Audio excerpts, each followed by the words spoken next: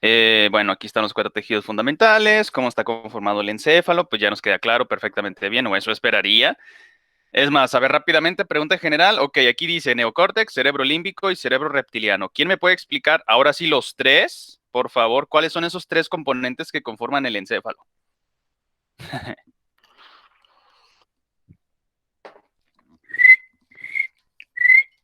Bueno, vamos a elegir entonces a nuestra compañerita Citlali. Citlali, buenos días, ¿cómo está usted? Buenos días, muy bien, ¿y usted? También, perfecto. Muchas gracias por preguntar. Ya que estamos aquí iniciando nuestra semana con toda la actitud, por favor, Citlali, ¿nos recuerda, si es tan amable, de cuáles son esos tres componentes que estamos mencionando del encéfalo? Ay, Y no ahí me lo, acuerdo. claro que se No acuerda. sé. Es más, ahí están las sinonimias. Neocórtex, ¿qué quiere decir eso? Pues dijo que el cerebro, ¿no? Ok, muy bien, ya ve que Ajá. sí, sí sabe. Entonces el cerebro, que es la famosísima corteza o la neocorteza, este tiene sus lobulitos, ¿verdad? ¿Se acuerda cuántos son? No se preocupe, no les pregunto los nombres, nada más dígame cuántos hay. Bueno, hay más de esos que me tiene que decir, pero dejémoslo sencillo, ¿Cinco? porque tendría... Bueno, depende, ¿está mencionando el cíngulo o está mencionando la ínsula incluido? La ínsula. Ah, bueno, vamos a cortar ínsula en estos momentos para dejar la pura periferia. Ajá. Y entonces, si no fueran 5, 5 menos uno, ¿cuánto es? Cuatro. ¿Y cuántos serían esos? Digo, perdón, ¿cómo se llamarían esos cuatro? Perdón, le dije que no le iba a preguntar, pero ya vi que sí es bien listilla. Por favor, ¿nos recuerda cuáles son los nombres de esos lóbulos? Frontal, parietal, temporal y occipital. Excelente, perfecto. Y para finalizar con usted, y ahorita le preguntamos a alguien más, ¿nos puede recordar cuáles son las funciones de cada uno? O sea, bueno, ¿cuál Híjole. es la principal actividad que ejerce cada uno de estos lóbulos? El temporal es la audición, Ok, de el acuerdo. occipital la visión, Muy bien. ah,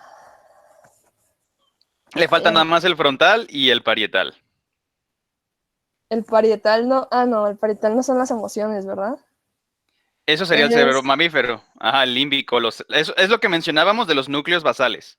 No, eso ajá, lo dejamos ahorita porque está abajo. Esas son las regiones subcorticales. Nosotros en estos momentos lo que estamos mencionando, señalando y recapitulando son los lóbulos que conforman el cerebro, o sea, hace la corteza. Nos mencionó perfectamente bien ya los dos primeros, le falta la mitad, el parietal y perdón, el frontal. a ver, el parietal, lo Acuérdese de sensitivo, cuando, exactamente es lo que le iba a decir, cuando es de afuera para adentro, ¿quién se encarga de procesar esa información? Es decir, a ver, usted misma, por favor, y ya la dejo en paz, se lo prometo. ¿Cómo se llaman las neuronas que son las que sienten? Bueno, o sea, las sinonimias, pues. las aferentes Efectivamente, entonces esa información se recibe ¿en cuál lóbulo? en el parietal.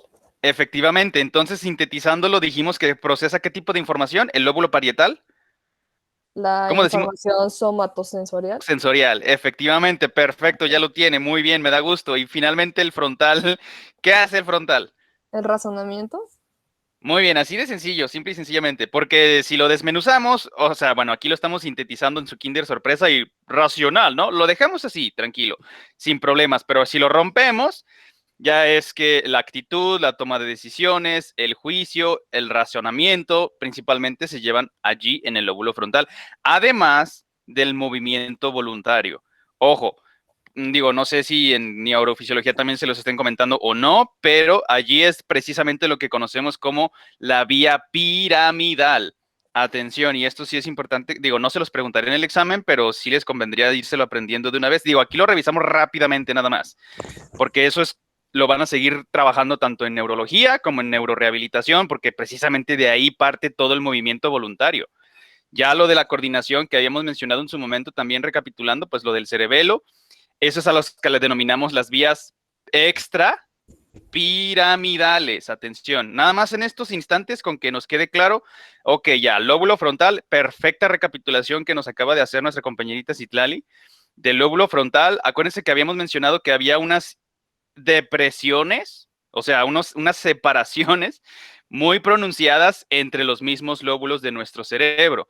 Ejemplo, en el caso del lóbulo frontal, que es la parte más anterior, y el que le continuaría en la parte posterior, bueno, aquí nuestro esquema aprovechando, si lo estamos viendo de perfil, los ojos estarían aquí abajo, esto sería el lóbulo frontal, y aquí tendría que aparecer una cisura muy importante que dijimos que se llamaba ¿cómo? De ¿Cisura de quién? Rolando. Rolando. Efectivamente. Así es, Rolando Ando, tienen toda la razón. Entonces, esa cisura lo que va a hacer es la separación física de estos dos lóbulos, tanto del frontal como del parietal, del somatosensorial. Digo, les recomendaría que nos lo aprendiéramos así. Digo, ya lo saben, o por lo menos es lo que me demostró nuestra compañerita Citlali. Espero que todos tengamos esa información así de clara. Y en el caso de la cisura de Rolando, hablando del lóbulo frontal, inmediatamente enseguidita de la cisura de Rolando, allí es en donde se va a ubicar, se localiza y se encuentra nuestra corteza motora primaria. Esa es lo que comienza la vía piramidal. Ahora, si se preguntaban por qué le dicen vía piramidal y si lo relacionaron con una pirámide como las de Egipto, pues tienen toda la razón. No tiene nada que ver con Egipto, pero sí con pirámides. Ahora, hay unas neuronas que se les conoce como neuronas piramidales. ¿Por qué? Porque al momento, de hecho creo que por aquí tengo una imagen, mira, para que no se lo imaginen. No se las puse, qué torpe. Bueno, pero mañana se las pongo sin falta. Tiene Pero una forma a sus órdenes. ¿la vía piramidal está atrás de la cisura de Rolando? Depende cómo lo quiera ver. No, ubiquémonos en neuroanatomía. Estamos en el lóbulo frontal. Aquí está, ¿no? Es más, Ajá. miren, déjenme les pongo el esquema para que quede más. A ver, por aquí tengo un encéfalo. Creo que aquí. A ver, vamos viendo esta diapositiva, ¿les parece? Y ahorita seguimos avanzando. Aquí está, perfecto. Fíjense. Ahora sí, lo que nos estaba recapitulando nuestra compañerita estimadísima Citlali. Aquí estamos, bueno, faltaría la ínsula, faltaría el cíngulo y muchas cosas, ¿no? Pero están debajo de. Sigue siendo el cerebro, sigue siendo la corteza, pero quedémonos con lo superficial, con lo básico, con lo fundamental para poderlo dominar. Entonces, el lóbulo frontal, que sería representado en este caso por este espacio en amarillo, atención a esto. A ver, pregunta general, si nosotros partiésemos o hiciésemos un corte, así como lo estamos viendo de perfil, ¿qué tipo de corte sería este? No es transversal, les doy una pista. Si me parten por mi... Sagital. Exactamente, este es un tipo de corte sagital. ¿Por qué? Porque tenemos un hemisferio izquierdo y un hemisferio derecho. ¿Se acuerdan que habíamos mencionado que somos seres con simetría bilateral? Pero punto y aparte, entonces en el lóbulo frontal, aquí esta representación sería la cisura de Rolando, lo que nos comentaba nuestra compañerita Citlali. Ahora, usted nos decía, ¿está después o antes de la cisura de Rolando? Pregunta capciosa. Ok, ya nos queda claro. Esta depresión, invaginación o pliegue hacia el interior del cerebro o de, o de la corteza, eso es a lo que le denominamos la cisura de Rolando. Entonces, si está, y dijimos, se mencionó en el lóbulo frontal, es decir, la corteza motora primaria, donde se encuentran las células piramidales, ¿dónde estaría anatómicamente? ¿Antes o después de la cisura de Rolando? Viéndolo, bueno, ustedes díganme, quiero escucharlo, saber qué opinan. O nuestra compañerita Citlali, para que se aclare su duda. ¿Dónde estaría? ¿Antes o después? Es que no sé. Claro que lo sabe. A ver, esto de... ¿Quién dijo por ahí? Escuché, no escuché, perdón. ¿Qué dijeron? Yo, Fabiola, dije que antes. Ok, excelente, perfecto, tiene toda la razón. Está antes de la cisura de Rolando. Atención, pero depende de que por eso siempre les insisto, hay que aclarar las cuestiones, porque si no me están aportando muchísima información o la suficiente como para que yo pueda dar una respuesta certera, entonces hay que responder con un depende. ¿Cómo que depende? ¿Sabe o no sabe? Sí sé, por eso se lo estoy cuestionando, más bien, por eso se lo estoy señalando. Si me está hablando de que si lo estamos viendo desde la parte posterior, pues está después de la cisura de Rolando. Pero si lo estamos viendo desde la posición anterior, está antes de la cisura de Rolando. Me explico, fíjense. Si nosotros estuviésemos viendo de frente a un paciente, es decir, en su parte anterior, estamos viéndole el rostro, pues, ¿no? La parte rostral. Lo primero que nos encontramos hablando de su encéfalo y sobre todo en su corteza, es decir, su cerebro, es el lóbulo frontal, pues es lo que tiene enfrente, la frente prácticamente. Ahí. Bueno, no me estorba. Entonces, si dijéramos, estamos observándolo desde su parte anterior, o sea, lo primero que vemos es su lóbulo frontal, está antes, si se fijan, de pasar la cisura de Rolando. Pero si lo estuviésemos observando de espaldas, o sea, hacia su parte posterior, entonces, en el caso del lóbulo frontal y la corteza motora primaria, estaría después de la cisura de Rolando. Pero porque lo estamos viendo desde la parte posterior. Así que muchísimo cuidado, por favor. Por eso es importante saber entender dónde está la corteza motora primaria. Pregunta general, ¿dónde entonces se encuentra esta parte del cerebro, la corteza motora primaria? Y se acaba de decir, si no ahorita agarramos a ¿Y el alguien. lóbulo frontal? En el lóbulo frontal. Y si lo vemos desde la parte anterior, ¿está antes o después de la cisura de Rolando? Antes.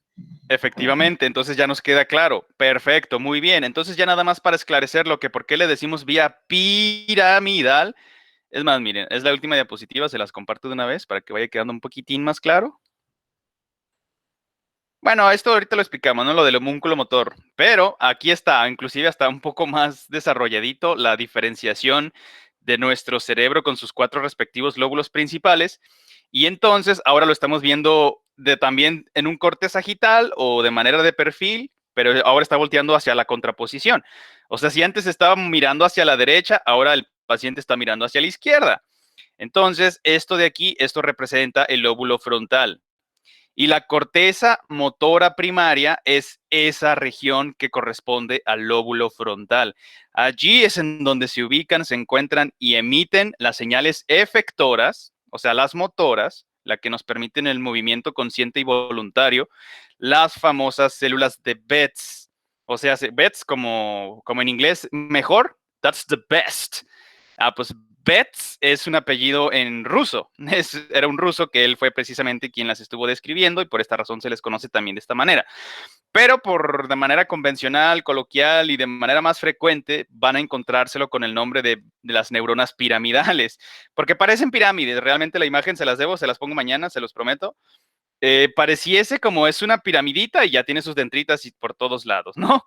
Y como son de las células más grandes que encontramos y tenemos en nuestro encéfalo o nuestro sistema nervioso en su totalidad, atención, son las más gigantescas. Pues tienen que serlo, ¿por qué? Porque tienen que controlar el movimiento voluntario de nuestro cuerpo, del que nosotros podemos ejercer. Entonces, esta es la famosísima, por ahí la han escuchado probablemente, si no lo harán seguido, mucho, muy frecuentemente, se van a acordar de mí, la famosísima vía piramidal. Ahora, ¿por qué? Porque ya lo acabamos de mencionar, porque tiene células o tiene neuronas que parecen pirámides o también se las pueden encontrar menos frecuente como células de Betz. Entonces, estas inician la ruta descendente en lo que conocemos como la ruta córtico, atención, y no estoy hablando de corticoides ni estimulantes que ahí estén haciendo sinapsis, no, estamos hablando de estructuras de neuroanatomía. Entonces nos enfocamos en el cerebro, es decir, la corteza, neocorteza. Entonces, si va de arriba para abajo, digo, bueno, pues sí, me pueden decir, es descendente, estoy de acuerdo, yo no digo que no, pero hay muchas cosas que son descendentes, no únicamente aquí cuando nos enfocamos en el movimiento voluntario, entonces son, primero que nada, la famosísima vía piramidal, y número 2, a esta es a la que le denominamos la vía córtico espinal. Atención, digo, no se los preguntaré en el examen, pero se los voy adelantando porque esto es importantísimo para su carrera. Pero bueno, punto y aparte, si les parece entonces, vamos a continuar de donde nos habíamos quedado. Digo, no sé si haya dudas hasta el momento. ¿Sí está quedando claro? ¿Sí está un poquitín más entendido ahí adentrándonos a todo esto de la kinesiología y demás? Sí. Excelente, perfecto, pues me da muchísimo gusto. Ahora, ya le prometí estar blindada en estos momentos, digo, a menos que quisiera participar, adelante, me daría muchísimo gusto, nuestra compañerita Citlali. Pero bueno, nos habíamos quedado entonces, ya nos explicó perfectamente bien lo que es el cerebro, ahora sí yo creo que no hay dudas para nadie, es decir, la corteza, la neocorteza, que está conformada por sus lóbulos y demás, y que ya conocemos muy bien, pues parte de sus funciones principales. Debajo de la corteza, a ver, vamos a seleccionar a nuestro estimadísimo César. César, buenos días, ¿cómo está usted? Bien, gracias. Excelente, nos da muchísimo gusto que con toda la actitud iniciando la semana. César, entonces, por favor, si es tan amable, ¿nos puede recordar, aparte del cerebro, cuáles otras 2 estructuras conforman el encéfalo? De lo que se Eh, acuerde. el tronco encefálico Ok, y... ese sería... Perdón, continúe. No, no, no está bien. Tronco encefálico y el cerebelo. Bueno, el cerebelo está formando parte del tronco encefálico. Si se fija, por eso lo tenemos en nuestro esquema con el mismo color y la misma estructura. Bueno, si es el tronco encefálico, atención, bueno, y nada más con que me conteste esto y lo dejamos tranquilo. ¿Cómo se divide el tronco encefálico? Tiene tres partes fundamentales. ¿Te acuerdas cuáles son? La más caudal. Ajá.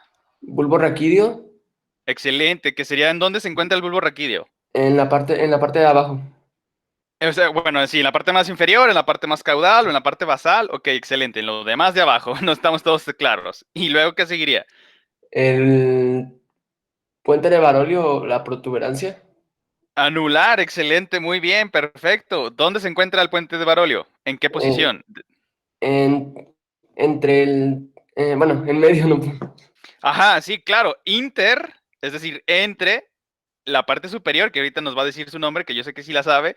Luego seguiría el puente, ojo, viéndolo desde arriba para abajo, o desde la parte apical a la caudal, o a la más inferior. Entonces, qué torpe, perdóname. Sí, la parte apical, luego seguiría puente de Barolio y finalmente el bulbo raquídeo. Y la última parte que le acabo de decir, entonces, ¿cómo se llama la parte superior del tronco encefálico? Y se lo dije, ¿sí me prestó atención? Mesencéfalo. Ujú. Ok, perfecto, así es, tiene toda la razón. Pues muchísimas gracias por su participación, César. Efectivamente, entonces para que no se... claro, incluida la mochilita en su parte posterior, pues que sería el cerebelo, ¿verdad? Pero nada más con que nos quedemos con lo sencillo, lo básico y lo fundamental de lo que es el tronco encefálico y sus tres componentes fundamentales. O si se lo quieren aprender como la base, lo de en medio y lo de arriba, o sea, sus tres componentes, ¿no? Bueno, ya más propiamente, pues el bulbo raquídeo, el puente de Barolio y finalmente el mesencéfalo. Y ahora, pregunta general, pues para avanzar a lo que sigue. Entonces, lo que está en medio, ahora sí, de lo que es la corteza y lo que es el tronco encefálico, ¿cómo le llamamos a eso? Y les doy una pista, ahí está el hipotálamo.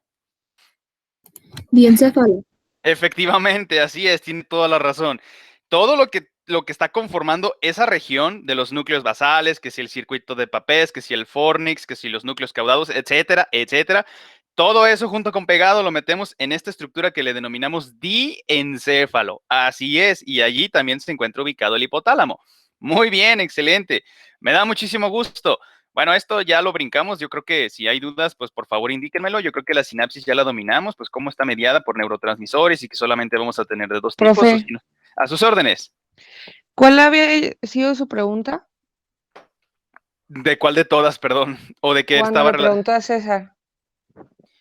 lo de los componentes del encéfalo? ¿Estos?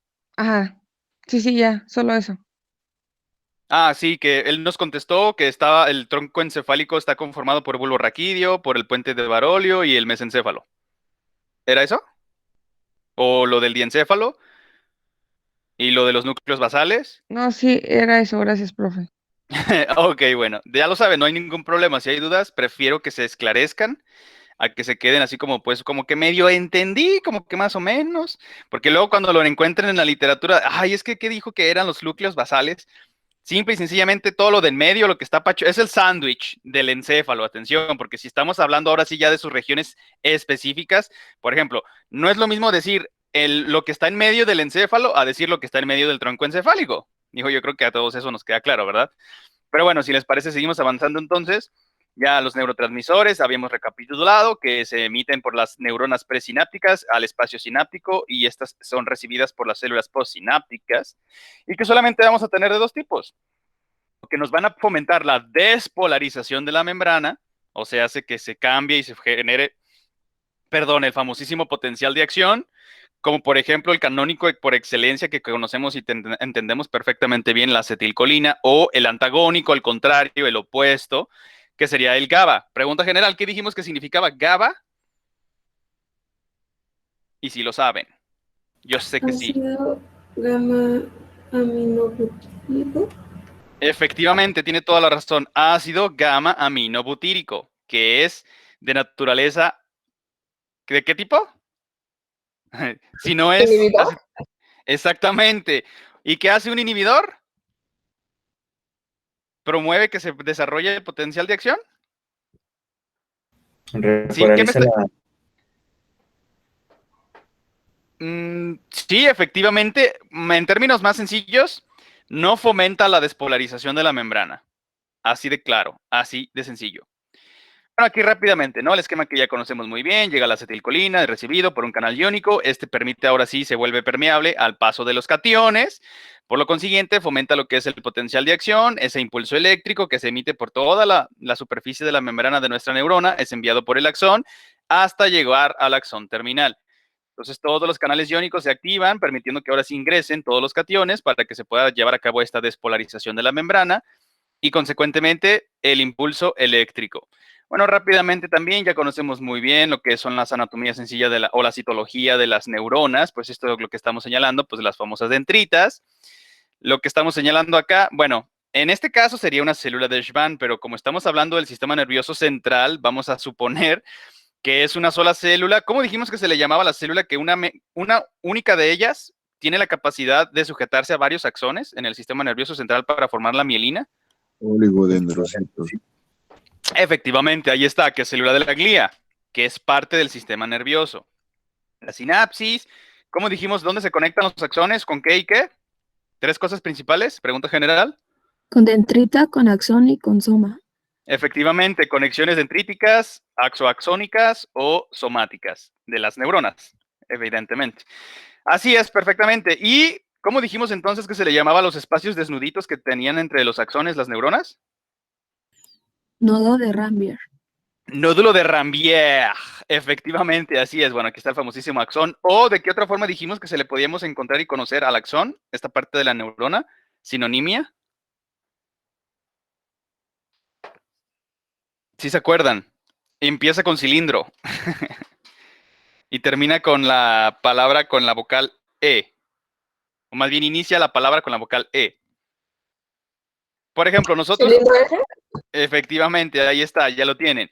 Rápidamente, nada más, hasta aquí también recapitulamos. Ahí están. Ahora sí, esta es la célula de Schwann. ¿Por qué? Porque únicamente una sola tiene la capacidad de recubrir una porción del axón de una neurona. Nódulos de Rambier, aquí está el axón terminal. Y dijimos que entonces, con estas características íbamos a presentar, bueno, son tres, pero las dos principales neuronas que hacen dependiendo sus impulsos eléctricos son las sensoriales y las motoras. O también, en el caso de la primera, son las aferentes y en el caso de las motoras, las eferentes. Y las que intercomunican precisamente una con otra, pues son las famosísimas interneuronas. Estas las ubicamos en el sistema nervioso central únicamente. ¿Por qué? Porque son las intermediarias, entre las que están las sensitivas de toda la periferia y conectan con el sistema nervioso central. Son como los hubs, bueno, esto es en inglés, como los que reciben los mensajes y luego los retransmiten. Así de sencillo. Entonces, rápidamente, bueno, sensoriales o aferentes, habíamos dicho coloquialmente mencionando lo que es toda la información de afuera para adentro. Y a la inversa, al revés volteado, lo antagonista, lo contrario. Todo lo que sale de adentro para afuera, pues es lo motor o lo eferente. Estas son las dos principales neuronas que nos vamos a encontrar. Ahora, eso hablando de neuronas. Acuérdense, rompimos el Kinder sorpresa, nos quedamos con neuronas y ahora mencionaremos a la neuroglía. Ahora, de las células de la neuroglía, atención, nos vamos a enfocar en este momento únicamente al sistema nervioso central. Ya sabemos que hay diferencias. O sea, sigue siendo neuroglía en el periférico y en el central, pero son distintas en sus funciones por dónde se ubican, en dónde se encuentran y qué es lo que hacen, pero siguen estando dentro, agrupadas en el neuroglía, formando ¿qué? El sistema nervioso. Entonces, a ver, pregunta general. ¿Cuál dijimos que era el intermediario entre el endotelio y la neurona? ¿Se acuerdan? El que no permite que cualquier cosa le llegue a la neurona, sino que es esta célula de la neuroglía. Es más, otra pista importantísima. ¿La microglea? ¿Microglía? No. ¿Barrera Sí, es- hemoencefálica? Efectivamente. Bueno, esa era la pista que les iba a arrojar. Forma parte de la barrera hematoencefálica. ¿Por qué? Porque entre la sangre y las neuronas está de por medio. Ahora, es una célula y parece una estrella. Con eso ya se los dije todo. Por eso recibe el nombre de... Ostrocito. Efectivamente. El famosísimo y queridísimo, bueno, aquí nos estamos señalando para quienes si tenían duda de no es un popote de plástico, no es nada raro, es un capilar. Es decir, estamos hablando del endotelio, donde se está transportando el torrente sanguíneo. Entonces, ahora sí, el queridísimo, por eso les pongo el prefijo astro. Siempre que hablemos de cito, esas son células, ese siempre va a ser el sufijo. Astrocito, mastocito, miocito, osteocito, etcétera, etcétera. Eso yo creo que no hay duda. Entonces, el prefijo, claro, pues se les ocurrió porque parecía una estrella que tenía sus rayos, así como si fueran rayos de luz, Y dijeron, ah, mira, pues me acuerdo del Sol, ¿no? Pues hay que ponerle astrocito.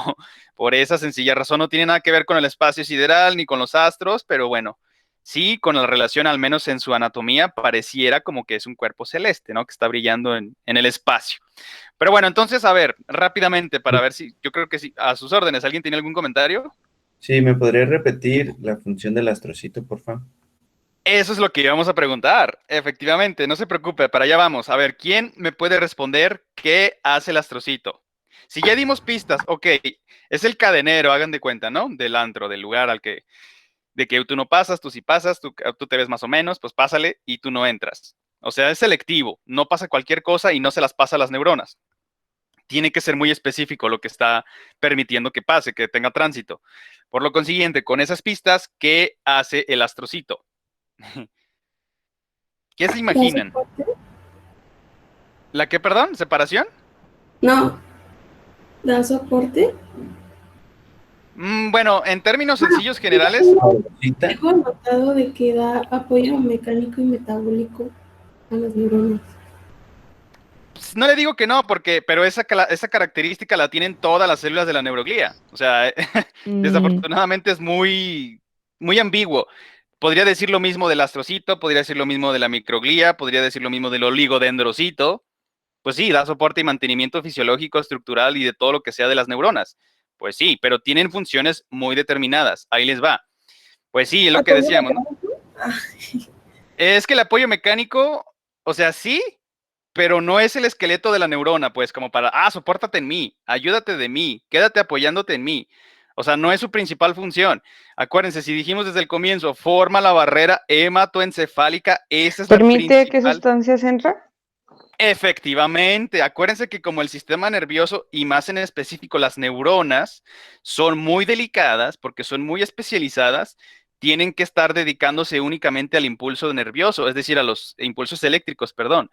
Entonces no se pueden estar preocupando de que, ay, me falta esto, me falta aquello, me sobra esto. El que se encarga de suministrarle, acuérdense como en el ejemplo de las carreras de la Fórmula 1, de los pilotos, ellos no se tienen que bajar a cambiarse solos las llantas, ni a ponerse combustible, ni a ponerle, ni a cambiarle el aceite a su motor. No, o sea, el piloto solamente llega a que le den el servicio, el mantenimiento, el soporte, y órale, síguele. Es exactamente lo mismo con nuestro tejido nervioso. Nuestras neuronas van a todo lo que dan a toda velocidad haciendo sus impulsos eléctricos y quienes se encargan de que sus condiciones se encuentren ideales, óptimas y adecuadas para su funcionamiento es la neuroglía. Por eso les digo, no es que esté mal decir, bueno, les dan mantenimiento y soporte y sostén y fisiológico, pues sí, todas hacen lo mismo, pero ya más específicamente, por ejemplo, la microglía no forma la barrera hematoencefálica. Por ejemplo, los oligodendrocitos no forman la barrera hematoencefálica. Los astrocitos sí forman la barrera hematoencefálica en conjunto con las meninges. Pero ahorita vamos para allá, nada más quedémonos con la neuroglía en estos momentos para que nos esté quedando claro sus funciones y los distintos tipos de células que nos vamos a encontrar. Ojo, como decimos en el subtítulo, sistema nervioso central únicamente. Entonces, hasta aquí, los astrocitos, ¿queda claro qué hacen? ¿Qué estructura conforman y cuál es su función en el sistema nervioso? Sí. Sí. El verbo, excelente. El verbo nada más a resaltar y recordar aquí, importantísimo, es intercambio. ¿Qué intercambia sustancias químicas entre quién y quién? El torrente sanguíneo, bueno, aquí más técnicamente hablando, entre el endotelio y la neurona, y se acabó. Intercambio de sustancias químicas, o si le quieren poner de nutrientes, bueno, más apropiadamente sustancias químicas. Bueno, no está mal, digo, como ustedes como se lo quieran memorizar y no se les olvide, es más que suficiente. Intercambia nutrientes o sustancias químicas entre el endotelio y la neurona. Se acabó. Ya que si el soporte y que el sostén, y también es cierto, yo no digo que no, pero vámonos enfocándonos a sus más características principales de todas y cada una que las diferencia del por qué están allí, cuál es su función dentro de la neuroglía en el sistema nervioso. Ahora, por ahí se mencionó la microglía. Excelente, muy bien, estupendo. También es parte de estas células que dan soporte, que dan mantenimiento, que dan estructura, etcétera, a nuestras neuronas. Son parte del staff, del equipo de trabajo, de los PITs, en este caso de las neuronas. Entonces, pregunta general, ¿qué hace la microglía? Que es una parte de la célula que forma la neuroglía en el sistema nervioso. ¿Alguien me lo puede Pues decir? tiene función fagocitaria. O sea, Efectivamente. Trabaja con la respuesta inmune, pues, del sistema nervioso central. Así es. Es decir, que presenta su actividad, así como en el caso de los macrófagos del sistema inmune, pues estos también responden a las lesiones que se puedan llegar a manifestar en nuestro tejido nervioso, es decir, daños en nuestras neuronas. Ahora, en el caso de estos tienen cierto tipo de reparación, claro, sabemos que las neuronas si se nos mueren, no se recuperan. No obstante, bueno, la microglía trata de hacer ahí un apoyo, una ayuda para tratar de limpiar ese desorden, como pues con su fagocitosis, y esas recuperaciones dentro de lo que cabe es algo que le conocemos como gliosis. Digo, no hace falta que se lo memoricen, bueno, más bien sí les recomendaría, pero para que nos quede claro, ¿qué hace la microglía? Porque si me le ponen, hace gliosis, pues sí está bien, pues, pero si les digo, ¿y qué es gliosis? Ah, bueno, pues son las actividades de mantenimiento de la microglía, porque ellas tienen capacidades fagocíticas. Ahora, ¿por qué fagocitosis? Pues es que es la única manera que pueden tener las células para limpiar todo el desorden. Ahora, cuando digo desorden me refiero a, acuérdense que no puede haber sustancias químicas regadas de todo tipo en el sistema nervioso, porque entonces eso sería totalmente perjudicial. Imagínense que llegaran a los receptores de nuestras neuronas, pues desencadenarían ahí todo un proceso negativo en cuestión del organismo.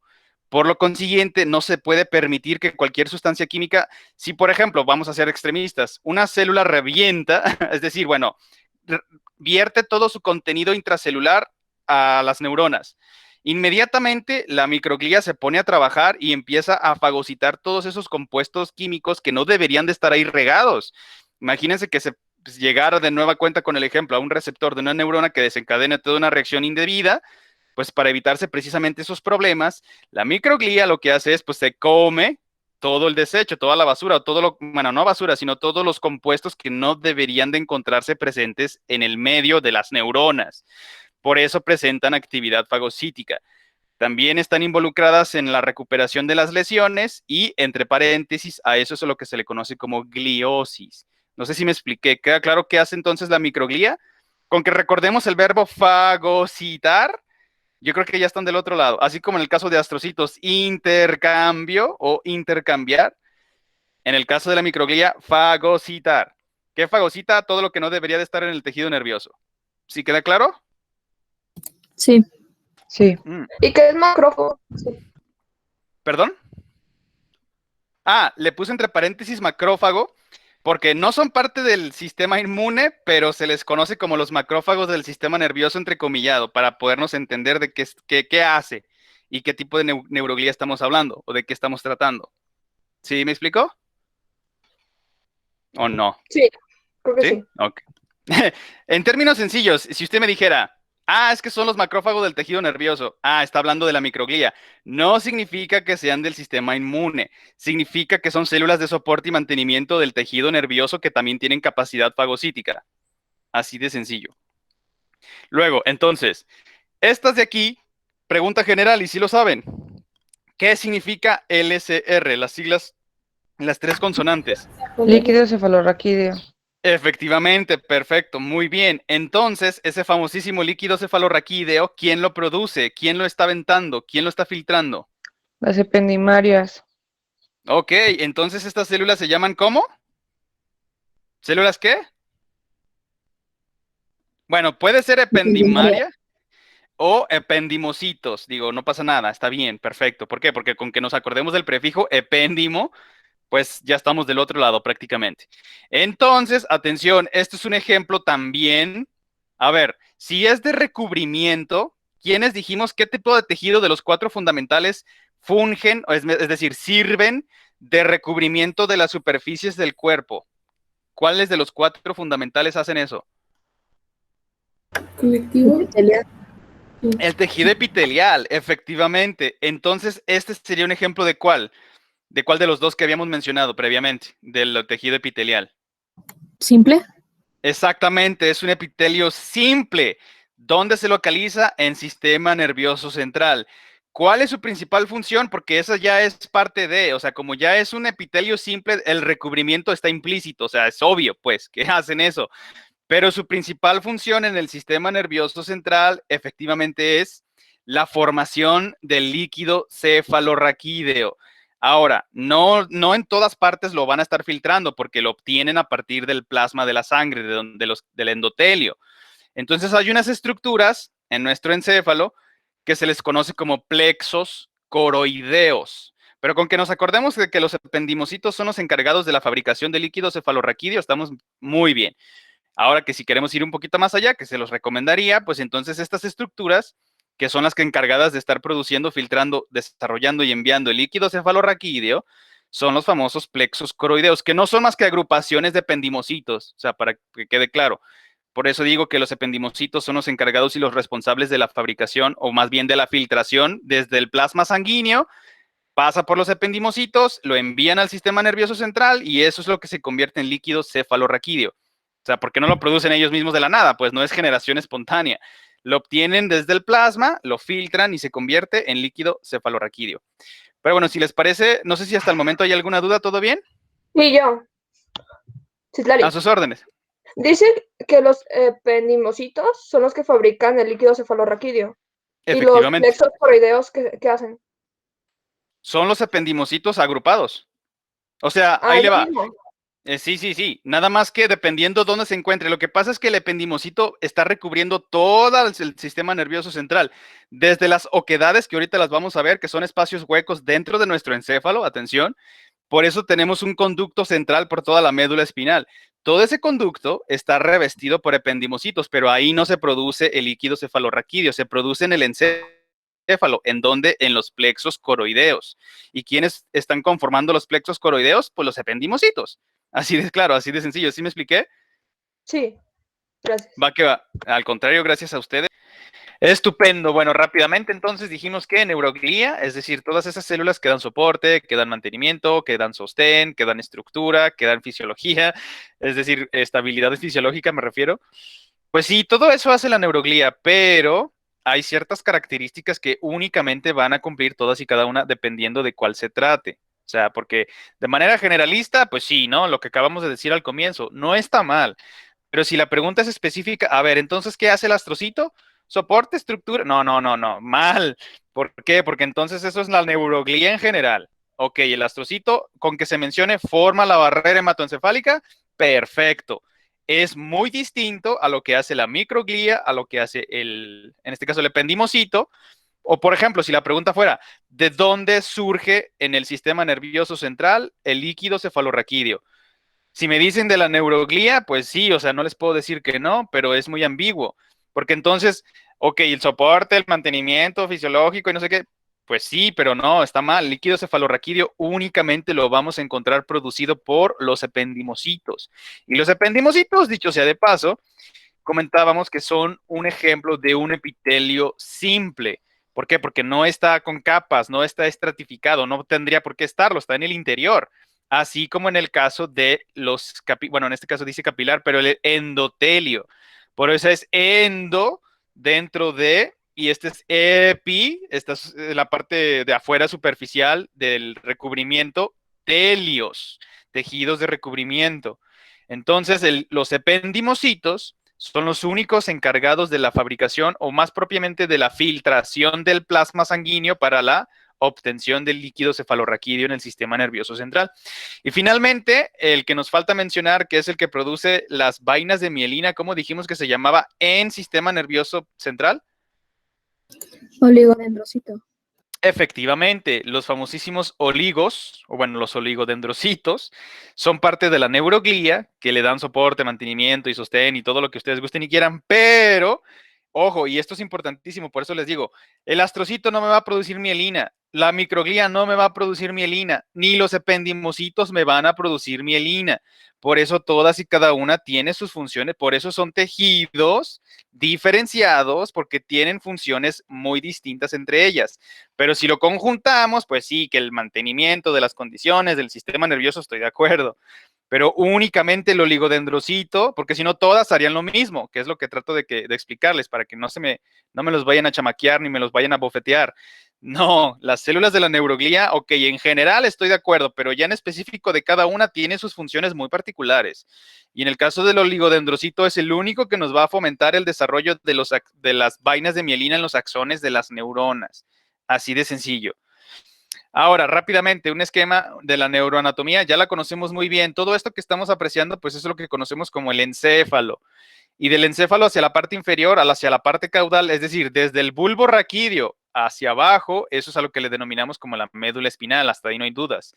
El cerebro, es decir, lo que está en este caso representándose en color amarillo con sus 4 lóbulos principales, vamos a dejarlo así, pues es lo que conocemos como la neocorteza o simple y sencillamente como la zona cortical.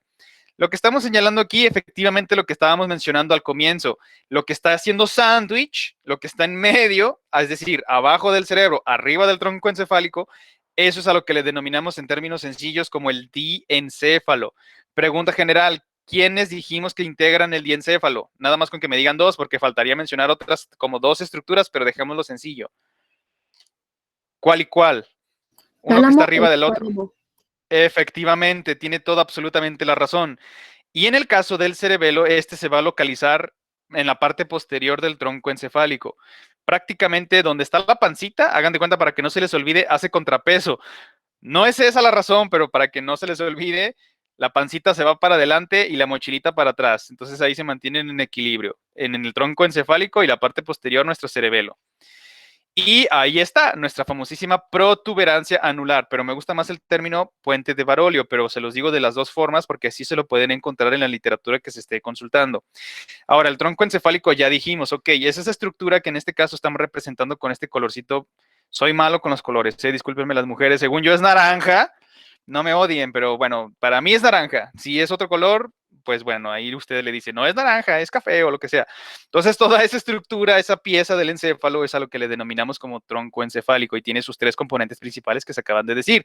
Puente de Barolio, esta pancita que hace el contrapeso contra el cerebelo, la parte inferior o la parte caudal, la parte basal, lo más de la parte de la base, eso es el bulbo raquídeo. Y lo más superior, lo más apical, lo de la parte de hasta arriba, eso es el mesencéfalo, lo que colinda con el diencéfalo que está por debajo del cerebro. Entonces, lo que les comentaba, todo esto, siendo estrictos, es a lo que le podríamos considerar como zonas subcorticales. ¿Por qué? Porque se encuentran en la parte inferior. Para que lo relacionen, cuando decimos los minerales del subsuelo, lo que nosotros pisamos, donde caminamos, eso es el suelo. Lo que está por debajo de esa parte superficial, eso es el subsuelo. De la misma manera, neuroanatomía. Lo que se encuentra en el córtex o en la corteza o en la zona cortical, pues es el cerebro. Y lo que se encuentra inmediatamente por debajo del mismo son las zonas subcorticales. Todas estas son sinonimias, atención, para que cuando se las encuentren, sí, cierto, está en tal y cual posición. Entonces, el mesencéfalo es la parte superior apical, la primera desde arriba para abajo del tronco encefálico. Le continuaría entonces el puente de Barolio o la protuberancia anular y por lo consiguiente, la última parte, la caudal, pues entonces sería el bulbo raquídeo, sin dudas. Entonces, todo esto, atención aquí, no significa que la médula espinal, pero me adelanté, qué torpe. Les iba a decir, a ver, pregunta capciosa. ¿Cuántas cavidades presenta nuestro miocardio? Es decir, ya hablando en general, nuestro corazón, el que se encarga de impulsar nuestra sangre. 4. 4. Efectivamente. ¿Y cómo les llamamos a esos espacios, a esas oquedades en el corazón? Aurículas y ventrículos. Excelente, muy bien. Nos quedamos con la última palabra que mencionó, ventrículo. Ahora, para que lo relacionen, nuestro miocardio no es el único órgano que presenta ventrículos. Pues como lo acaban de observar, también nuestro encéfalo, y para que lo relacionen como nuestro corazón, a ver, ¿por qué decimos que nuestro corazón es tetracavitario? Pregunta general. ¿Sí queda claro el por qué el término? ¿Que tiene 4? ¿4 qué? ¿Extremidades como los tetrápodos? No, ¿cavidades? Efectivamente, así es, 4 oquedades, cavidades, espacios vacíos, eso, todas estas sinonimias. Por esa razón denominamos que nuestro órgano del miocardio que transporta, o más bien, perdón, que impulsa para que se transporte ahora sí propiamente en el endotelio nuestra sangre, es tetracavitario. Pues resulta que nuestro encéfalo también es tetracavitario. ¿Por qué razón? Porque presenta 4 espacios vacíos en su interior. más propiamente les decimos ventrículos, así como en el caso de nuestro miocardio. Las más chiquititas son las aurículas, los más grandes en volumen, en capacidad, son los ventrículos. Por lo consiguiente, de la misma lógica y manera y forma con nuestro encéfalo, nuestro sistema nervioso central presenta 4 oquedades, espacios vacíos, y les decimos ventrículos. Allí es lo que nos comentaba nuestra compañerita Citlali, ahí se encuentran los plexos coroideos, en esos ventrículos de nuestro sistema nervioso central. Por lo consiguiente, de allí es en donde emana, donde fluye, donde está surgiendo el líquido cefalorraquídeo.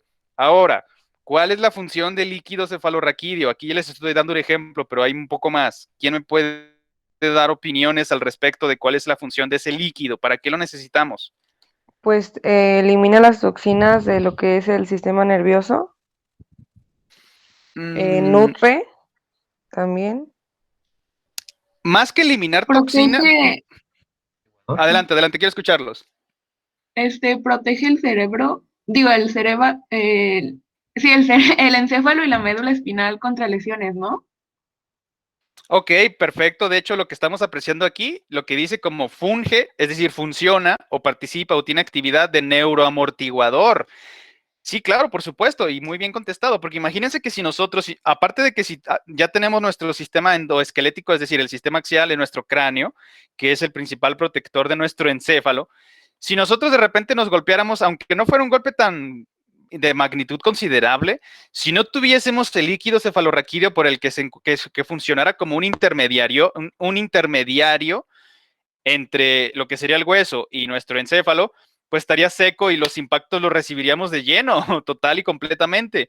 O sea, prácticamente nuestro cráneo sería inservible en el sentido de que si nos impactáramos con lo que fuera, como no tenemos hagan de cuenta, en el caso de mecánica, los motores de combustión interna, o sea, los motores que tenemos todos y cada uno de nuestros vehículos, necesitan el aceite para que la fricción de los metales no se esté desgastando, porque entonces no durarían ni un mes en funcionamiento continuo. Por lo consiguiente, de la misma manera, nuestro sistema nervioso requiere de ese tipo de aceitado, no digo, no es aceite, pues, pero el aceite funciona como lubricante. Igualmente, en nuestra neuroanatomía, el líquido cefalorraquídeo es ese lubricante que funciona como un neuroamortiguador. Entonces, al recibir impactos, por más ligeros que estos sean, gracias al líquido cefalorraquídeo, se absorbe y entonces ya no pasa de lleno directo a nuestro encéfalo o a nuestro sistema nervioso, que es muy delicado. Por lo consiguiente, esa es una de sus principales funciones, atención. Y luego, por ahí cuando me mencionaron que elimina toxinas, depende, no le digo que no, pero no es su función principal, o sea, no es que esté filtrando, a ver, Bueno, quien en todo... A ver, adelante, por favor. dice, bueno, yo tengo, principal mecanismo de eliminación de residuos producidos por el continuo funcionamiento del sistema nervioso. Vamos a sintetizarlo en que proporciona las condiciones para un medio homogéneo. En eso estoy de acuerdo. Y sí lo hacen, en este caso, los plexos coroideos, porque nos están produciendo líquido cefalorraquídeo. Pero lo que está ocurriendo, para que nos quede un poquito más entendido, a ver, pregunta capciosa. ¿Cuántos fluidos existen? Y estoy hablando de, no, porque luego me salen con cosas, cada cosa, ¿no? Pero, ok, la pregunta sencilla sí es a continuación. Son 3 líquidos fundamentales que conforman a nuestro organismo. ¿Cuáles son? Y el líquido cefalorraquídeo es uno, les doy una pista. ¿Cuáles serían los otros 2? Sí lo saben, nada más. Es más, estuvimos platicando que el miocardio que impulsa quién sabe qué cosa. La sangre. Efectivamente, van 2. ¿Cuál sería entonces el tercero? Y no tiene nada que ver con aparatos reproductores. Luego me salen con ese tipo de cosas que, bueno, no podría decir que no, pero no estamos hablando de eso. Es la sangre, es más, les voy a dar otra pista. ¿El Todos. sudor? No, bueno, es que el sudor es una secreción de las glándulas sudoríparas, pero sigue siendo agua. No, ahí les va, para que todos estemos en el mismo entendido. Los 3 fluidos fundamentales de nuestro organismo en todos, no importa el sexo, son, número 1, nuestra sangre. O sea, todos los seres humanos vamos a tener sangre, si no, pues no serían humanos. Número 2, a partir de la sangre se va a filtrar, ojo, es más, recapitulando rápidamente, todavía no entramos en aparato cardiovascular, pero ¿cuál es el principal componente de la sangre para que nos vayamos reenterando y que vaya relacionándose todo y nos vaya quedando entendido? ¿De qué está constituida principalmente la sangre? ¿Glucosa? Agua. No. Ok, ¿Plasma? bueno, sí es agua, pero me gustaría más el término plasma, efectivamente. es plasma, pero no es incorrecto, digo, al final sigue siendo agua. Ahora, ¿por qué le decimos plasma? Porque esta agua ya contiene disueltas sales, contiene proteínas y otros elementos, que es lo donde se está fluyendo todo lo que contiene nuestra sangre. Pero al final de cuentas, en su mayoría, es decir, más o menos en un 55%, está constituido por plasma. Y si les preguntasen, ok, pero ¿y qué es el plasma? ¿Es un estado de la materia? ¿Las estrellas lo producen? No, estamos hablando de fisiología, en ciencias biológicas. El plasma sanguíneo es agua, al final de cuentas. Esa agua se encuentra disuelta con sales, con proteínas y otras. Con que nos quedemos con la idea de sales y proteínas es más que suficiente, por las globulinas y todo esto, etcétera, etcétera. Entonces, sales y proteínas se encuentran disueltas en el agua, que es a lo que le denominamos como plasma, partiendo desde allí. Entonces, el primer líquido fundamental es la sangre en el organismo humano. Número 2, bueno, esto no tiene orden jerárquico, pero de ahí se derivan los otros dos. Ya lo mencionaron, uno es el líquido cefalorraquídeo. Ahora, todo esto se menciona para contestarle su aseveración o argumentación de que se eliminan toxinas. Imaginemos que la sangre viene transportando sustancias nocivas para las neuronas, ahí sí estoy de acuerdo. ¿Quiénes filtran esas sustancias? Los ependimocitos, no dejan que pase desde el torrente sanguíneo al sistema nervioso central formando líquido cefalorraquídeo. Ahí podríamos hacer una conciliación y decir, bueno, sí filtra las supuestas toxinas, pero si ya tienes toxinas en la sangre, entonces algo anda mal. No debería de haberlas ahí en primer lugar, pero vamos a dejarlo así. Filtra todas las sustancias químicas indeseables del sistema nervioso central, formando líquido cefalorraquídeo. ¿De dónde lo está filtrando? Del plasma sanguíneo. Así de sencillo. Y el tercero, para que nos quede claro cuál es el tercer fluido de nuestro cuerpo, es la linfa. Yo creo que sí hemos escuchado de la linfa, ¿no? Por eso el sistema linfático. Ahora, creo que esto no lo habíamos platicado, pero rápidamente, así como las tuberías en una instalación, en un hogar, estas pueden llegar a presentar fugas. Y eso es normal. Bueno, no es normal, discúlpenme. En nuestro cuerpo sí, en una instalación de alguna casa no, porque entonces se llena de moho la pared, etcétera, etcétera. Pero vámonos entonces regresándonos con las ciencias biológicas y con la fisiología. Con nuestras tuberías, o sea, el endotelio, nuestros capilares, nuestros vasos, etcétera, todo lo donde se está transportando la sangre, siempre se filtra plasma. Es inevitable, porque pues las moléculas de agua son tan chiquitillas que pasan por las fenestras, bueno, son espacios, acuérdense, nuestro endotelio está recubierto, bueno, sí, por un tejido de recubrimiento simple, por eso es endotelio. Entonces, de donde se están uniendo nuestras células dentro, es decir, en la parte interna del tubo o del vaso sanguíneo, esos espacios donde se conectan las células, ahí se va filtrando el plasma. Y es normal, eso sí es totalmente natural. Entonces, ese filtrado de plasma, ¿a dónde se imaginan que se va? ¿Qué sucede con ese plasma que se filtra del endotelio, es decir, de nuestros conductos donde está transcurriendo la sangre? ¿A dónde se va? Habíamos escuchado el término edema. ¿Alguien sabe qué es eso? ¿O no? ¿O nunca se los han comentado? Es un golpe, ¿no? ¿Es un qué, perdón? Como un morete o algo así. Bueno, eso sería un hematoma. Es una cúmulo de agua. Es una acumulación de agua, ¿en dónde? ¿En qué espacio? ¿En qué sitio de nuestro cuerpo? ¿En el pulgar, en el brazo, en la pierna o dónde?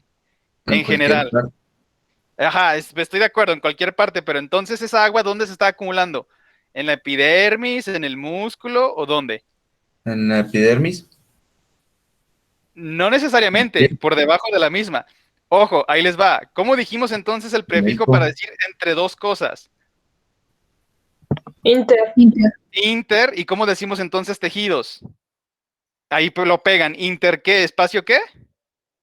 Intersticial. Efectivamente. Ahí se está acumulando todo este plasma filtrado que viene a partir del endotelio. Entonces, como no tenemos un drenaje eficiente, por alguna razón hay alguna obstrucción, ¿quién es el que se encarga de drenar ese tipo de líquido, de ese plasma filtrado que está en el espacio intersticial? Y se dijo, ¿el sistema quién?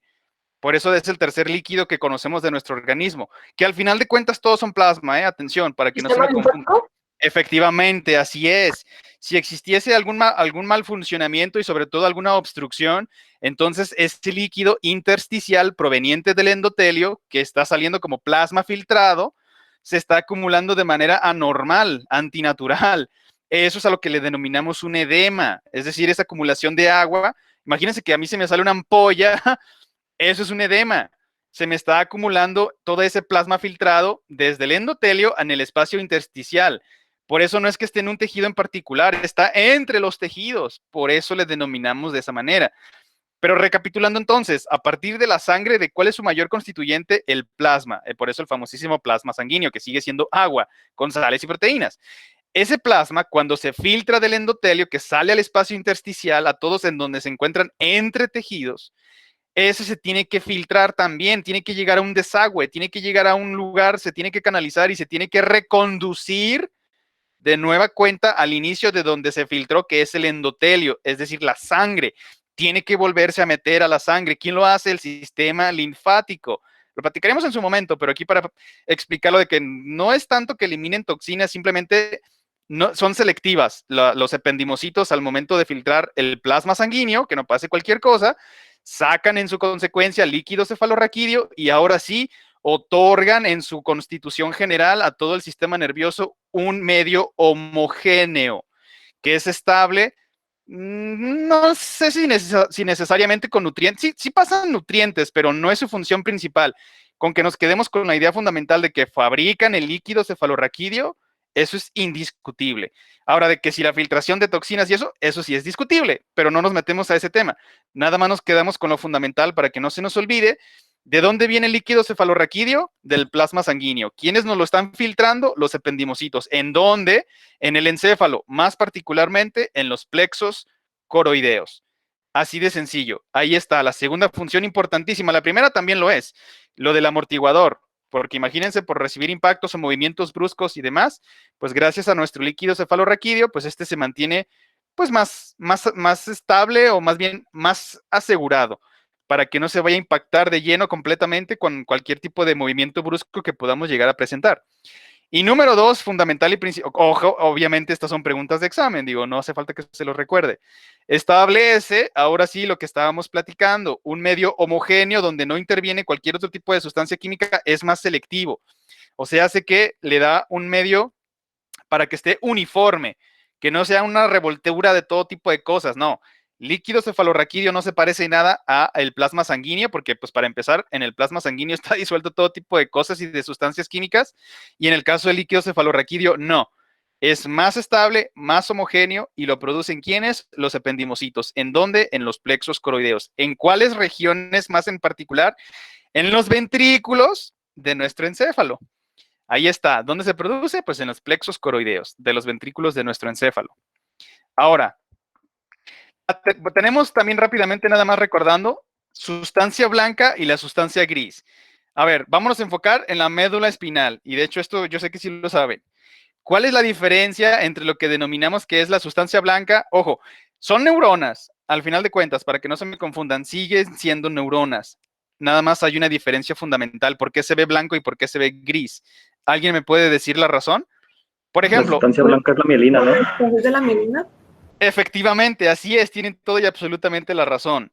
La sustancia blanca se le denominaba, o más bien, bueno, se le conoce de esta manera porque se puede apreciar inclusive a simple vista la diferencia de tonalidad. Esto se explica debido a la presencia de las vainas de mielina, producidas ¿por quién? Por los oligodendrocitos. ¿Por qué? Porque estamos hablando del sistema nervioso central. Efectivamente, así es. Ahora, en el caso de la sustancia gris, que es la que se encuentra en el centro, ojo, hablando de médula espinal, por eso cuando presentamos las dos astas, es decir, esa forma como de H, más, bueno, por aquí tengo el esquema, pero ahorita avanzamos. Bueno, rápidamente. En el caso del neurópilo, bueno, en la literatura se lo van a encontrar con esta nomenclatura, básicamente a lo que se refieren es a la sustancia gris, ese apretujamiento de neuronas desmielinizadas naturalmente. Porque, ojo, si estamos hablando de la desmielinización, eso es una neuropatía y eso es anormal, eso no debería de ocurrir y es autoinmune. En el caso de la esclerosis múltiple, por ejemplo, pero punto y aparte. Entonces, digo, nada más como para más información y que si se lo encuentran y que se lo van a topar posteriormente, el término neurópilo Viene de que pilos parecen cabellosidad, perdón, parecen capilares o cabellitos, todos apretujados de color gris, por eso les dicen neurópilo, porque como es la sustancia gris no mielinizada, es decir, los axones de esas neuronas no tienen mielina, se ve la diferencia de tonalidades inclusive a simple vista. Entonces, rápidamente, ya sabemos, ¿quién protege a nuestro sistema nervioso central? El esqueleto axial, que conforma principalmente pues, el cráneo y columna vertebral. Hasta ahí no hay dudas. Ahí está. Cráneo, columna vertebral. Aquí es lo que quería mencionar. Esto, a ver, pregunta general. Estas capitas de protección de recubrimiento de la médula espinal, ¿cómo dijimos que se llamaban? Meninges. Meninges. Efectivamente, son las famosísimas meninges. Y si se aprecia, este sushi que parece de Filadelfia es un corte transversal de la médula espinal. Entonces, todo esto blanco es la famosísima sustancia blanca. ¿Por qué razón? Por lo que me acaban de mencionar, precisamente la existencia de las vainas de mielina producidas por la neuroglía, específicamente los oligodendrocitos. Entonces, esto que estamos señalando aquí es la sustancia gris. Ahora, pregunta capciosa. En esta imagen, a lo mejor es muy avanzado, pero para que se vayan adentrando, ¿cuáles serían las astas dorsales y cuáles las astas ventrales? O las anteriores y las posteriores. ¿Alguien me lo puede decir? Tienen 50% de probabilidad de acertarlo. No pasa nada. Las más anchas son las anteriores. Efectivamente, estas circulares grandes, acuérdense de las células piramidales, que son las más grandes del sistema nervioso. Bueno, yo así lo relacioné, así me lo aprendí, ¿no? En su momento. Entonces, como las astas ventrales, atención, así como cuando decimos en anatomía, la posición rostral es lo mismo que decir la posición ventral. Ojo, en el sentido de que es la parte anterior, porque obviamente rostro, pues es la parte superior y ventral, el vientre, pues es la parte inferior, ¿no? Hablando como referencia a la cabeza. Pero cuando decimos anterior o ventral es lo mismo, o anterior y rostral. Entonces, en este caso, lo que nos compartía nuestra compañerita, creo que era Citlali, las más anchas. Perdóname, Karina. Sí, discúlpeme. Entonces, las astas más anchas, las más grandecitas, redondeadas, tienen que serlo porque tienen que transmitir precisamente las señales del movimiento voluntario. Esas son las astas ventrales o las astas anteriores. No pasa nada, está bien. Y en el caso de las que se encuentran en la parte posterior o en la parte de atrás, en la espalda o en el dorso, esas son las astas dorsales. Ahora, pregunta capciosa, ¿cuáles son las sensitivas y cuáles son las motoras? Y creo que lo mencioné, de hecho, sin querer. Las anteriores son motoras y las posteriores son sensitivas. Efectivamente, siempre sí o sí, las de atrás o las dorsales van a ser sensoriales y siempre las ventrales o las anteriores o las más grandes, las más chonchitas, siempre van a ser las motoras. Efectivamente, y esto que estamos apreciando pues es la sustancia blanca, o quiere decir que se encuentra presente la mielina en grandes proporciones, efectivamente. Ahora, regresando con lo de las meninges, ¿cómo se le llama entonces a la más interna, a la que está? Ojo, esta también conforma parte de la barrera hematoencefálica en conjunto con los astrocitos. Pero bueno, punto y aparte, ¿cómo dijimos que se llamaba esta barrerita de las meninges, la más interna de todas? Pía madre. Efectivamente, por lo consiguiente, la del medio, ojo, aquí también fluye líquido cefalorraquídeo. ¿Cómo se llama la del medio? Aracnoides. Efectivamente. Ahora, ¿quién me puede explicar el por qué se le puso como aracnoides a esta capa de recubrimiento de las meninges, la intermedia? Hay una razón. O nada más porque dijeron, pues se me ocurre, me gustan las arañas, así le ponemos. Y sí tiene que ver con arañas, de hecho. ¿Los vasos sanguíneos parecen arañitas? Parecen Más o telarañas, menos. ¿no? Lo que pasa es que, sí, ahí les va. El tejido conectivo que se encuentra conformando esta capa de las meninges, es decir, la más intermedia llamada aracnoides, cuando nosotros la observamos parece como cuando ustedes, ¿cómo podríamos explicarlo? Cuando tienen un rincón de su casa que tienen abandonado, por ejemplo, no sé, un cuartito donde meten muchas cajas y demás, y de repente hacen arreglos y acomodan y limpian y mueven cosas, se ven las telarañas de repente de que pasó mucho tiempo, y se ve el entramado ahí, que todo está todo amarrado, ¿no? Todo como enredado. De la misma manera, en la aracnoides, así se encuentra el tejido conectivo, le llaman trabéculas. Entonces, esas trabéculas, imagínense que son como esas telarañas que cuando ustedes despegan dos objetos, se empiezan a estirar y se rompen. Pues de la misma manera, en la aracnoides presentan, no son telarañas, obviamente, es tejido conectivo, pero por su apariencia, que hace alusión y referencia pues a las telarañas de estos arácnidos, pues por esa razón a los fisiólogos renacentistas dijeron, va, así como la cola de caballo, pues esta parece telaraña, pues se va a llamar aracnoides, ¿no? Así de sencillo. Pero esa es la razón, porque tiene conformación en su tejido conectivo que parecieran así como el entramado, como todo amarradito, enmarañado, como si fuesen telarañas. Eso, y tiene que estar así precisamente para permitir que esté fluyendo el líquido cefalorraquídeo. Atención, por esto nos mencionábamos que es un efectivo neuroamortiguador, porque no solamente está fluyendo, haciendo la protección del sistema nervioso central, en este caso de la médula, sino que también por aquí, esto que se ve, ahorita vamos para allá. A ver, ¿quiénes dijimos entonces que estaban recubriendo los conductos donde fluía el líquido cefalorraquídeo? ¿Qué tipo de célula de la neuroglía? Bueno, les doy una... alguien iba a responder, perdón. ¿No? ¿Puedes repetirlo? Sí, ¿cómo dijimos entonces que se llamaba la neuroglía que está recubriendo los conductos por donde fluye el líquido cefalorraquídeo? Ependimocito.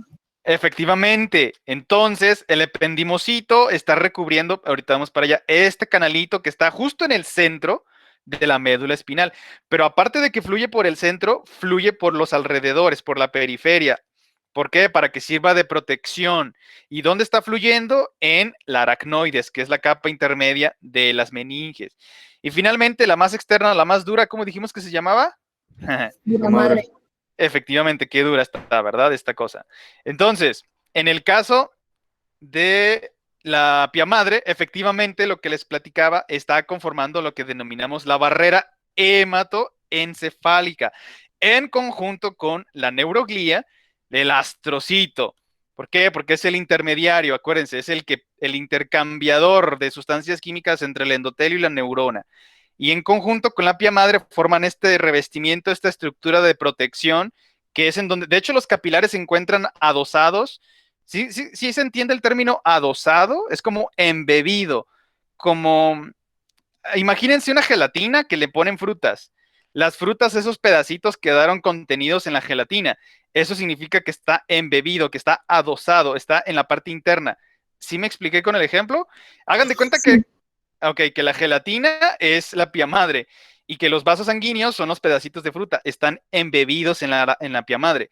Y aparte de que el endotelio, los conductos donde se está transportando la sangre, están en constante intercambio con los astrocitos, que estos son los que le están pasando los nutrientes o las sustancias químicas a las neuronas. O sea, no llegan por sí mismos por difusión. Hay un intermediario y ese intermediario es el astrocito. Y que en conjunto con la pia madre, donde están embebidos estos capilares, forman ahora sí la estructura en lo que denominamos la barrera hematoencefálica. Aquí es lo que les comentaba, en la aracnoides está fluyendo líquido cefalorraquídeo. Ya conocemos sus dos funciones. En este caso, lo que está proporcionando es protección. ¿Por qué? Porque está funcionando como un neuroamortiguador, o simple y sencillamente como amortiguador. Decimos neuro, el prefijo, pues porque estamos hablando del tejido nervioso, pero es lo mismo, pues es un amortiguador de todo el tejido. Aparte, como nos decía nuestra compañerita, que lo de las toxinas, bueno, ya lo discutimos, lo dejamos aparte y decimos, bueno, filtra el plasma sanguíneo para que tenga un medio homogéneo en su totalidad, todo el tejido nervioso. Esto es a lo que le denominamos, ojo, nada más el tejido conectivo que está rodeando, en este caso, el sistema nervioso central, específicamente en este esquema, la médula espinal, como las meninges. Preguntas capciosas. ¿Cómo se les llama de acuerdo con la literatura y que nos lo vamos a encontrar? Estas dos, ¿de qué otra forma también se les conoce? ¿Como qué tipo? Prefijo y luego meninges. Empieza con la consonante L. ¿Alguien? ¿No la notaron? Pregunta de examen. Se llaman leptomeninges. Estas dos. Y así se las pueden encontrar en artículos científicos, en libros, en capítulos, inclusive pues en páginas de divulgación. Digo, si les da curiosidad, yo les recomendaría que de repente se den un tiempecillo y empiecen a buscar para leer de este tipo de temas que les conviene dominar. Entonces, así con esta misma lógica, si estas dos, la intermedia y la más interna, se le conoce como leptomeninges, ¿cómo se le conocería entonces a la más dura? Esto sí lo saben, estoy seguro. ¿Cómo le decimos a los elefantes? Porque tienen la piel gruesa. Paqui. Dermo. Efectivamente. Entonces, quitamos la sufijo dermo, paquidermo, y dejémosle meninge. Entonces dice paquimeninge, ¿verdad? Así es, así de claro, así de sencillo, efectivamente. Y lo que les comentaba, este conducto, si está revestido por ependimocitos, cómo se imaginan que se llamaría? El central donde está fluyendo líquido cefalorraquídeo en el sistema nervioso central, o al menos en médula espinal. ¿Conducto qué? Conducto cefalorraquídeo. Efectivamente, ahí está. Digo, es una sinonimia, qué buena relación acaban de hacer, es lo que les digo, trato de fomentar que ustedes piensen y que ustedes solitos, sí, cierto, se llama de esta manera porque entonces tiene estas estructuras y estas células. Entonces, el conducto ependimario o conducto del epéndimo no hay ningún problema, o sea, se va a entender perfectamente bien de qué estructura y qué parte están hablando del sistema nervioso. Allí están revistiendo los ependimocitos y allí está fluyendo precisamente el líquido cefalorraquídeo. Bueno, aquí rápidamente, de hecho esta la última y nos vamos ahora sí. Ya sabemos muy bien, y si no, bueno, hay que señalarlo si hay dudas o algo. Esto es el encéfalo en su totalidad. ¿Por qué? Porque estamos viendo también el tronco encefálico y también el cerebelo. Ahí está. Ahora, yendo desde la parte apical o superior hacia la inferior, vamos a encontrarnos primero, pues la corteza, ¿no? Esta corteza o el cerebro propiamente dicho ya tiene sus 4 lóbulos. Los conocemos perfectamente y los recapitulamos al comienzo. Lóbulo frontal, parietal, en este caso representado como en un colorcito verde, pálido. Bueno, por ahí ya saben que soy malo con los colores. Azul clarito, el temporal, bueno, así lo veo yo. Y el occipital en la parte más posterior. Esos serían los 4 lóbulos. También ya sus funciones las recordamos perfectamente bien. Ahora, si hacemos un corte sagital y vemos el interior, ahora sí, de nuestro encéfalo, vamos a ver otro tipo de estructuras que también las están conformando, pero como están por encima de la corteza, pues no se aprecian. Tendríamos que realizar este corte para que las pudiéramos observar. Pregunta capciosa. Ojo, les doy pista. Esto que se está señalando es una estructura de secreción de sustancias químicas, más particularmente la melatonina. A ver, ¿quién secreta melatonina en el encéfalo? ¿Quién me la puede contestar? Y si ya lo saben, es más, otra pista, está por encima de todas las demás que son de secreción, de las demás glándulas del encéfalo. Si está por encima, ¿cómo dijimos que le íbamos a conocer? Hipo. Eso es por debajo, hipo, ojo, atención, como cuando nos da el... es abajo. Entonces el prefijo por encima, ¿cómo le decimos? Epi. Efectivamente, y ojo, atención, esto es importantísimo. A ver, si alguien les preguntara en cualquier otra asignatura o si fuera un examen o lo que fuera, y les dijera, esto es para todos, a ver, por favor, ¿alguien me puede explicar qué es la epífisis? ¿Quién me contestaría esa pregunta? Ya, la última y nos vamos. ¿Qué es la epífisis? Ojo, y a ver si los estoy educando bien, si no, soy un fracasado y no estoy haciendo bien mi trabajo. ¿Quién me puede decir eso? ¿Cómo es la respuesta de todo buen biólogo? O en este caso ustedes que son mis discípulos, como todo buen kinesiólogo. ¿Depende? Efectivamente, así es, ahí les va. Si yo solo les pregunto, a ver, ¿qué es la epífisis?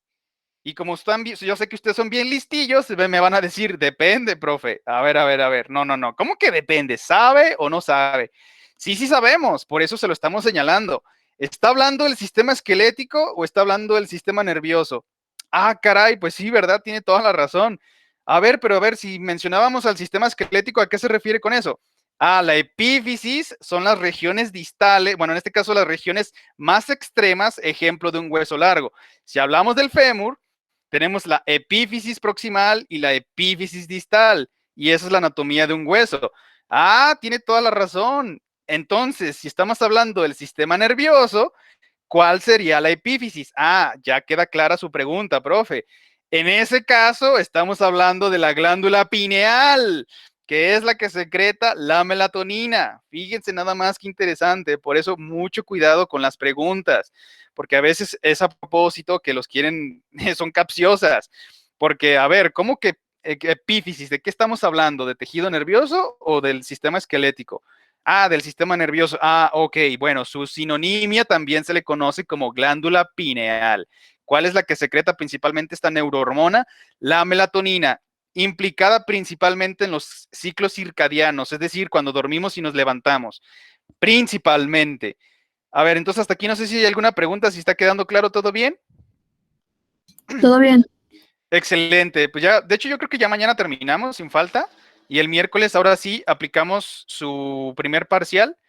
Entonces, si les parece, pues lo dejamos hasta aquí, continuamos el día de mañana y solo me restaría agradecerles por su participación, por su asistencia y por su paciencia. Y nos vemos mañana entonces a las 9 de la mañana para continuar y terminar ya con todo esto del sistema nervioso. Y pues entonces reitero mi gratitud, cuídense muchísimo y los veo el día de mañana. ¿Sale? Gracias, profe. Igual usted. Cuídense, que estén muy bien. Hasta pronto.